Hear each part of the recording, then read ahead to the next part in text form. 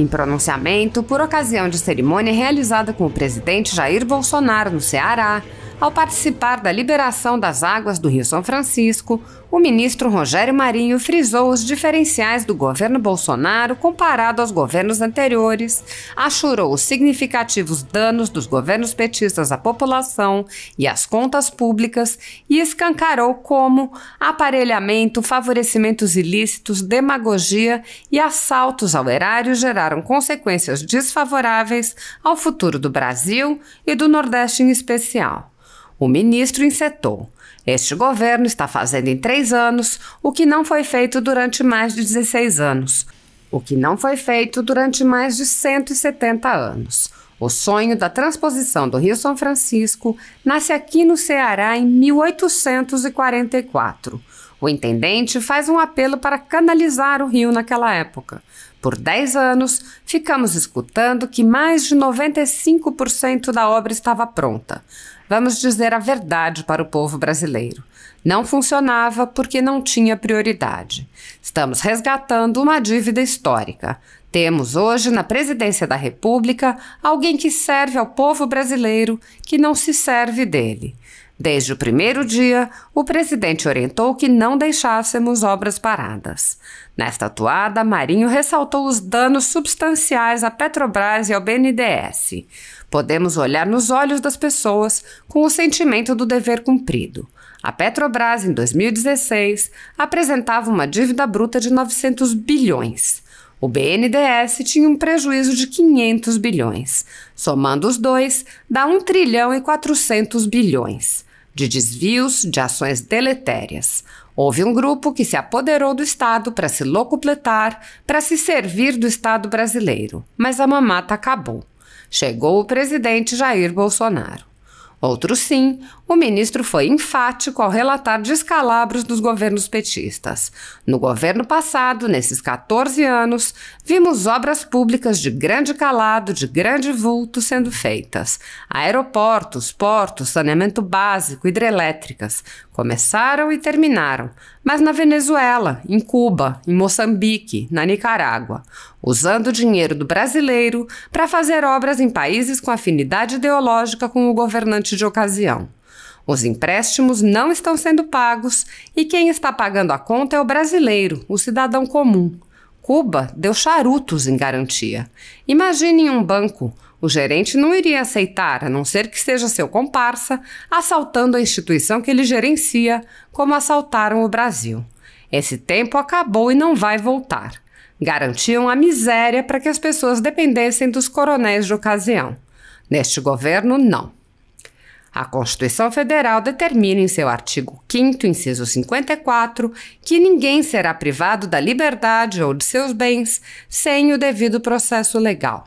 No entanto, o ex-corregedor do Tribunal Superior Eleitoral, Luiz Felipe Salomão, mandou confiscar em decisão monocrática em inquérito administrativo a renda de canais e sites conservadores, como de Bárbara, do canal Te Atualizei, e da Folha Política. A decisão do ministro Salomão, que recebeu o respaldo e apoio do presidente do TSE e ministro do STF, Luiz Roberto Barroso, confisca toda a renda dos canais, sem qualquer distinção segundo o tipo de conteúdo, o tema, a época de publicação ou qualquer outro critério. Se você apoia o trabalho da Folha Política e pode nos ajudar a manter o jornal funcionando, doe através do QR Code que aparece na tela ou utilizando o código Pix ajude@folhapolitica.org. Caso não use Pix, a conta da empresa Raposo Fernandes está disponível na descrição deste vídeo e no comentário fixado no topo. Há quase 10 anos, a Folha Política vem enfrentando a espiral do silêncio imposta pelo cartel de mídia que quer o monopólio da informação. Pix ajude@folhapolitica.org. Assista.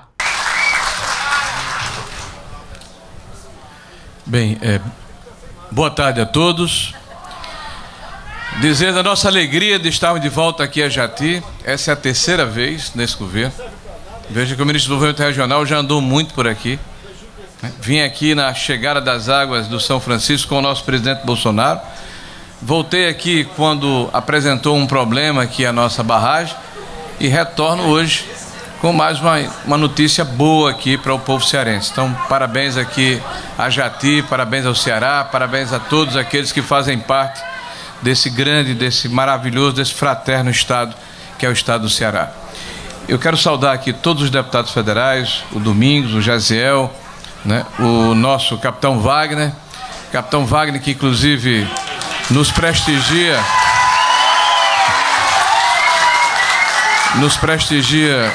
com a sua fala, que nos dá uma enorme responsabilidade. Obrigado, capitão Wagner, pela sua gentileza.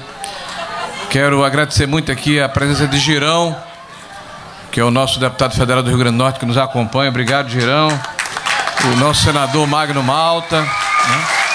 Agradecer aos nossos pares, ministros de Estado, que junto conosco percorrem aí esse caminho das águas desde Salgueiro, lá em Pernambuco, né? O ministro Gilson, o nosso sanfoneiro, o ministro Roma, o homem das soluções aí do Auxílio Brasil, e o nosso caicoense de Timbaúba dos Batistas, o ministro Ramos, né, que é um parceiro, o general Ramos, do nosso presidente da República, né? Quero saudar os deputados estaduais, a nossa equipe, a prefeita de Jati, né, o Carmelo, que aqui está, enfim, todos, em especial a população aqui do Ceará que vem nos prestigiar. Presidente, primeiro é importante que se diga, e ao aproveitar as oportunidades para fazer isso, que este governo está fazendo em 3 anos o que não foi feito durante mais de 16 anos. Eu diria, o que não foi feito durante mais de 170 anos. Porque o sonho da transposição do São Francisco nasce aqui no Ceará. Olha o que eu vou dizer, meus amigos cearenses. O sonho da transposição do São Francisco nasce aqui no Ceará. Nasce lá na cidade de Crato. Na época, 1842, 44... o intendente daquela cidade faz um apelo ao parlamento da monarquia na época, Dom Pedro II, buscando recursos para canalizar o rio. Era essa a expressão da época, presidente: canalizar o rio, encanar o rio, para que permitisse que o rio, passando pelo sertão do Araripe, pudesse dessedentar a sede de uma população que historicamente estava exposta ao flagelo da seca.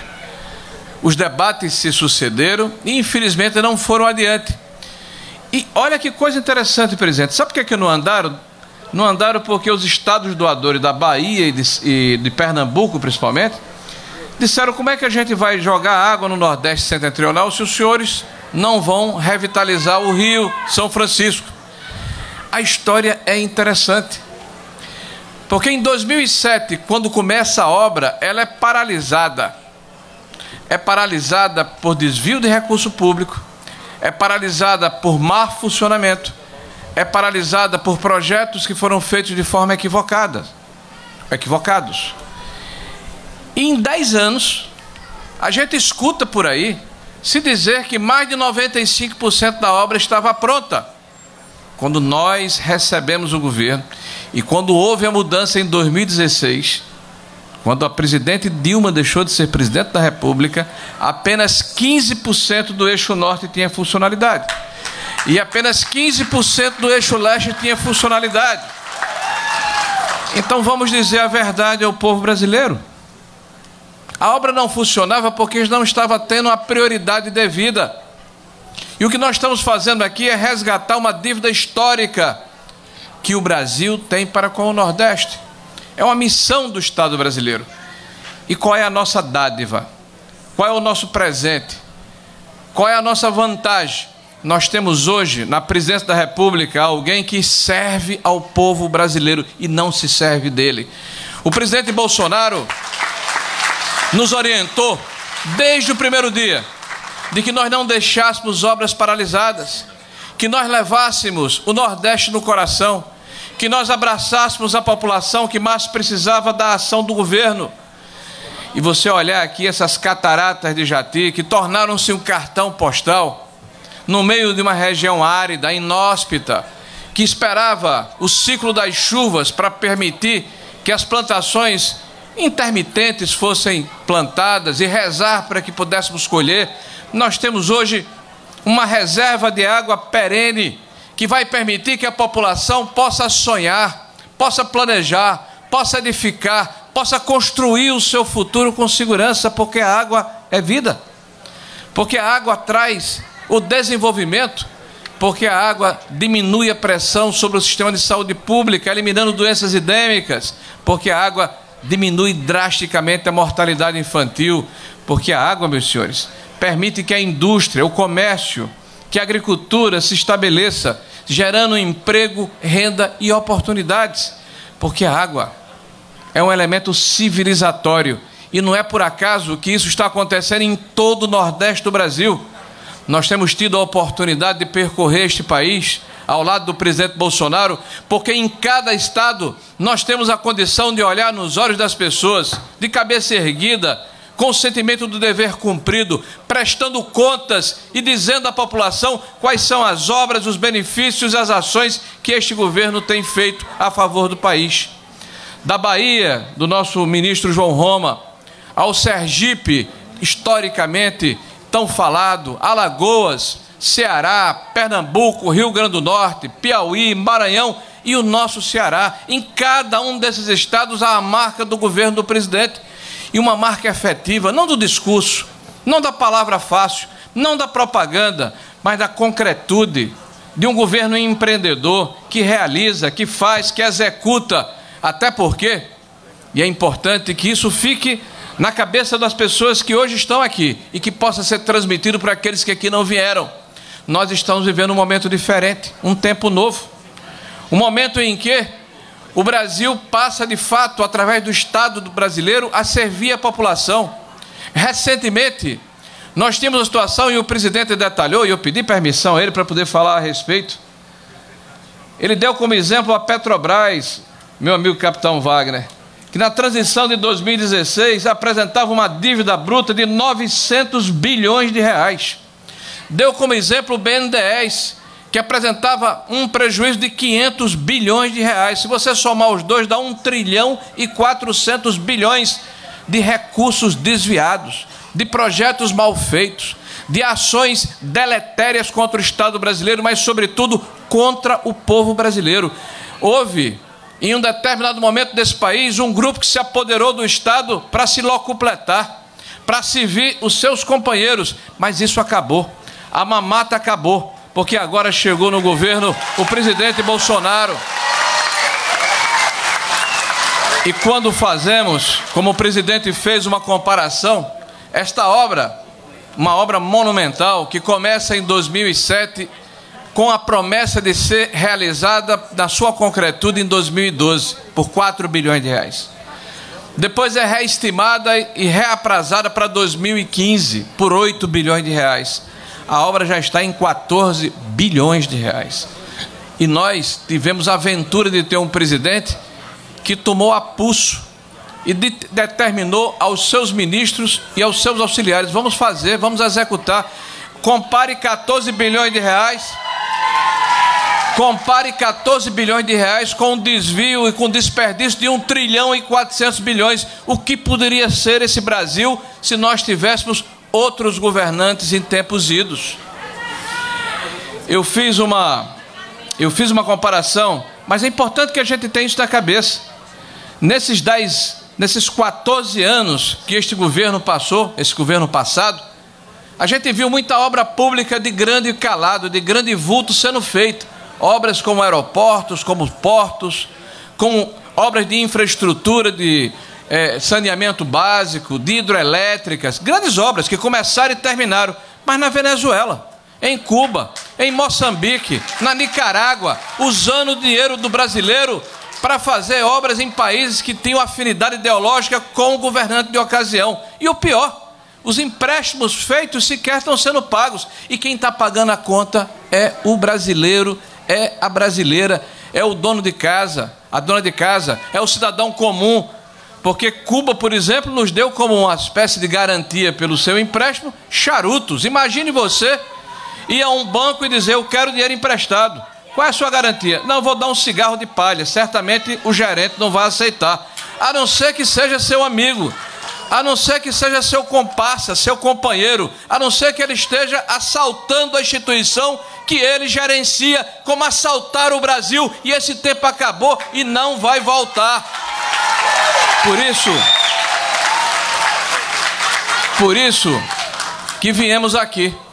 Viemos aqui para reafirmarmos o nosso compromisso com o Nordeste brasileiro, para resgatarmos uma dívida para com uma região que historicamente tem sido esquecida, tem sido lembrada nos discursos, mas não com ação de governo. É muito cômodo, é muito confortável permitir que a miséria se estabeleça para que as pessoas fiquem dependendo dos coronéis de ocasião. Este governo não.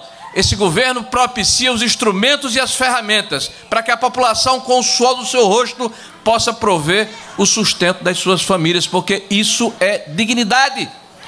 Eu quero aqui relembrar, senhor presidente, a canção de Luiz Gonzaga na década de 50 que o senhor tem feito acontecer nos dias de hoje. Meu senhor, uma esmola para o homem que é são, ou lhe mata de vergonha, ou vicia o cidadão. E o cidadão nordestino quer oportunidade. O cidadão nordestino quer a possibilidade de ter as ferramentas para fazer o seu desenvolvimento. Essa é uma terra boa, alvissareira, de um povo operoso, trabalhador, de um povo digno, honesto, que tem resiliência e capacidade de luta. E por isso mesmo, o presidente da República tem nos seus quadros, e aqui estão alguns, vários ministros do Nordeste brasileiro. Aqui está Gilson, esse pernambucano arretado. Aqui está o nosso sanfoneiro, né? Levanta o braço, Gilson. Está ali ele com o chapéu, né? Aqui está João Roma, o nosso baiano aqui do auxílio emergencial Brasil, né? Aqui está o nosso general Ramos aqui, que também é de Caicó, de Timbaúba dos Batistas. Aqui estou eu, norte rio-grandense, nordestino, potiguar, brasileiro, com muito orgulho.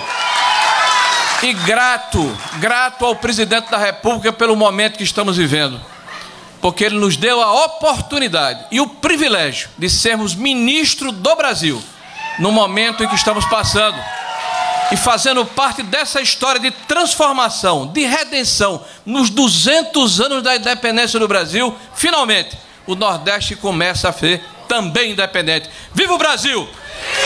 Viva o Nordeste brasileiro! Viva o povo brasileiro! Viva o presidente Jair Messias Bolsonaro!